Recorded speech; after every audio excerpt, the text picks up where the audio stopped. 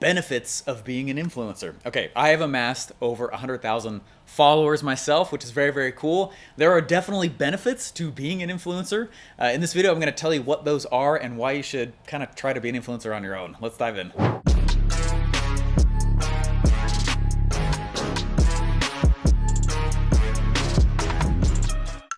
All right, there's a lot of benefits to being an influencer. I got to tell you though, and we were just making fun of it just on off camera here for a moment, that there's so many people that pursue this this knighting of being an influencer, and it's frankly kind of fluffy. Who cares? First off, you have to realize that you are the business if you're an influencer. Do you have what it takes to do that? Right now, there's a lot of benefits to being an influencer for sure, but I also, before we even dive into what those benefits are, I got to ask, what do you sell? What value do you create for the world? What problem are you solving? If you're not, I don't know, I call that wafy, weird woo-woo fluffy bunny land. You know what I mean? It's a short road usually. It's and so few people make it. It's so before we even go to the benefits of being an influencer, influencership, is not something I ever pursued. I didn't wake up I'm gonna go be an influencer. What I did do is build a real company. I built a real company that makes millions of dollars, and off the side of that, I became an influencer as a marketing necessity, not as the business. So I just want to spot check that before we dive into 3 things that you can do to actually become an influencer and the benefits of this. Let's dive into 3 benefits. Benefit number 1, I call it the Warren Buffett factor. Think about this. Warren Buffett is brilliant, but anytime he speaks, you notice the whole stock market shifts. Oh, his voice is worth billions of dollars. He literally has he says something and people buy or sell stocks like crazy. The stocks go off the shelves or they sell them back or whatever. Anytime he speaks, his sway and his influence, there's a literal tick in the financial counters in this world. Oh my gosh. That is a benefit of being an influencer. And obviously you may not be at that level. Warren Buffett, if you're watching this, let's hang out. Okay, but if you're not at that level and you're watching this video right now, that's fine. Just know that it's definitely one of the benefits. And so one of the reasons why this is so cool as a company is that there's been a few times, and all business is this way, right? There's ups, there's downs, there's sideways, okay? It's all over the place. And that's just part of owning a company. Well, there's been several times where I'm like, hey, we could use a little boost in revenue. We need another $1 million to build a sweet studio. I'm going to use my voice, my influencership, to go sell this thing that's really valuable for the customer, but that will also fund a project. So what's been nice is that a huge benefit of being an influencer, I have such a weird time. Call me a thought leader. I hate being called an influencer, okay? I'll be an idea pioneer. I'll be a thought leader. I'm down with that, but ugh. Anyway, one of the benefits, though, of having that kind of effect is that if you want to go pay for some project, or if you want to get your more product sales, or you can use it for specific outcomes. So one of the outcomes that we are starting to do, I'm going in and I'm trying to create, my own charity. I'm trying to, right? And that's a really cool way to use that. There's really cool ways to do it. There's also ways where it's just needless fighting noise that influencers make as they fight with each other. And that's a terrible form of influencership. Don't do that, okay? But the first benefit, voice. You have sway, you have power, and literally monetarily, your voice brings in money now.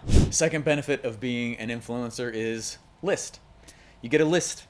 Okay, so while the first one I'm speaking, the second is that we create a list. List is really the real asset of the internet, guys. It's not you. It's not the voice. One of my favorite stories is of a guy named P.T. Barnum. There was a movie about his life, kind of. Hollywood made up a lot of it, called The Greatest Showman. And P.T. Barnum, amazing, brilliant guy. And in the movie, though, The Greatest Showman, he brings over this woman named Jenny Lin. And Jenny Lin is awesome. Jenny Lin was a singer over in Europe. And he decided to hire Jenny Lin to come over to America, and he thought it would bring more sales for his museum. Right? And it depicts this a little bit inside the movie The Greatest Showman. Right? And so The Greatest Showman teaches that, and Jenny Lin comes across the ocean. What it doesn't tell you, though, is that no one knew who Jenny Lin was when she got on the ship. P.T. Barnum didn't realize that she was a nobody in America. She was a somebody in Europe. She was an influencer in Europe. She was not an influencer in America. So he went and did that, and he's bringing Jenny Lin on a ship over to America, and he got to work. And he hired 40 reporters to create stories about Jenny Lin, about her likes, her dislikes. They literally had swag. They had bakery goods. 30,000 people greeted her at the docks when she showed up. He created her influencership with the power of press and the power of storytelling, with the power of lists.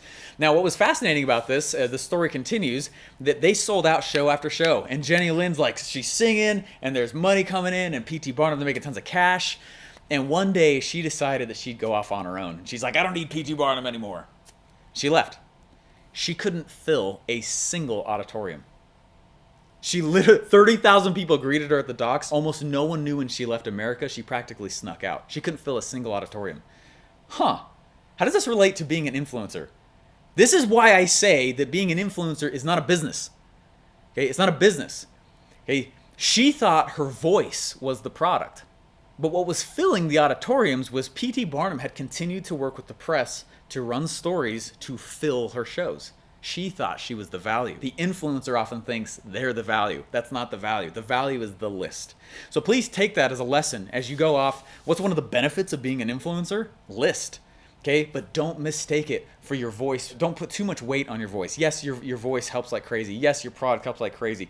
You also have this real asset though, right? Your voice is not the asset. The asset is the list. Build your list, guys. Build a list with your influencership so that if the floor ever falls out from under you, you have a list of people you can go back to get your company off the ground and keep moving forward. Before I tell you my favorite filter to make Instagram videos on, I'm just kidding.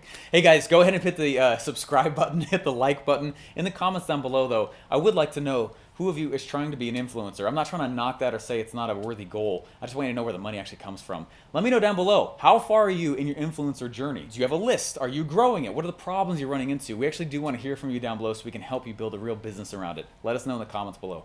Benefit number 3, reselling. Okay, the third thing in this being an influencer, one of the coolest benefits of it is resales. So a lot of times people buy from me just because they feel like you're a somebody and that there's a credibility factor that comes with that. And that's great. That's actually a really important aspect of being an influencer. But one of the coolest benefits though, I have to say, is resales. There was a time when we were launching this product, we're getting it out the door. It's actually, this is when I was at ClickFunnels still. And I kid you not, we went and we launched this book, and 2 to 3 weeks after we launched it, we had to go reset all of our stats. And it's because we figured by that point, all of the hyper buyers had finally bought. And what was happening, so a lot of times they didn't even read the sales message, man. They're so hyperactive buyers that they buy everything. So it's jacking our stats up because we couldn't tell if marketing was working because they're just the hyper buyers. This is one of the coolest benefits though of being an influencer. You have to understand that probably 10% of your following is going to be what I call the crazies. They're the hypers. They're the ones that buy everything that you put out without even reading the sales letter or seeing what's in the offer. And that happens to me. It's interesting. It's also a mantle, if you will. It is a responsibility because if I start putting out crap, there are people who will buy everything from me regardless of even seeing what it is. In fact, yesterday I was on a training call. I had students on there and it's awesome. And there was a few people on there that were like, hey Steve, I don't even know what those other 2 products are you just mentioned, but just send me the link because I'm going to buy them immediately. I'm like, this doesn't even fit you. Are you really? Like, and I didn't send it to him because it didn't fit him, but he didn't know that. And this is one of the coolest parts of being an influencer, but at the same point, like, you got to be careful with it because your audience will leave you if you offend them. There's a famous saying that says, people stop buying from you in 2 conditions. You either stop selling to them or you offend them. That's really it. Okay, so you're going to get this 10% excited group, but you have to be careful with them. Okay, the resale, the next thing they buy, they'll constantly buy the next thing. Okay, and this is a huge benefit. This is a lot of security. This has gotten so far to the point that I just know that any product we put out there, it might take us 1 or 2 or 3 or 4 launches, but they're all going to be 6 figures. Especially our core things, like bam, it's like clockwork. And it's because I've grown it enough now to know that the hyper buyers, we're at least going to pass the multi 5-figure mark. All right, and then I just got to do it a few more times and we're past 6. Obviously, it's taken me a while to get to that spot. And you might be like, but I'm not where you are. You're not. But you will if you stay the course, right? If you just keep going with it. Be careful with this power. A lot of influencers will lose their audience because they either offend them or stop selling to them. So weirdly enough, you should continue to sell your audience in a very good way, right? Not high pressure, nothing like that. But at the same time, also don't offend them, right? Make good stuff. Put good things out there. Don't sell your audience out for a big product sale. They usually, a huge percentage will leave you for that. So be wary of this. Understand that it's a golden handcuffs a little bit. I don't mean in a negative sense, but it's gold. But at the same time, you can't just go do anything. All right, the 10% that it comes like that's what you're really trying to do. There's one other article called 1,000 True Fans. And 1,000 True Fans is a famous article in the internet marketing world that basically states that if you can get 1,000 true fans that buy from you regularly, you can have any lifestyle you want. And so that's the metric you're going for, 1,000 true fans. So ask yourself, how far are you? How far are you? Do you have 1,000 true fans? I have, right now as we make this, my ClickFunnels account says we have, I think, 118,000 contacts. They're not all true fans though. I'd say 10% are, maybe 5, right? And so that's what you're really trying to go for. You're trying to guesstimate how far along am I in my 1,000 true fan journey. And as I sell and resell, right, it gets easier and easier and easier and easier as I start to get closer to that 1,000 true fan mark. So just be wary of that, and be wary of the power that you have there, that you can sell really well, but if you do it bad, they also can leave you. Don't go anywhere. I got a free gift for you. Go to capitalistpigtshirt.com, capitalistpigtshirt.com. I'll put the link in the description.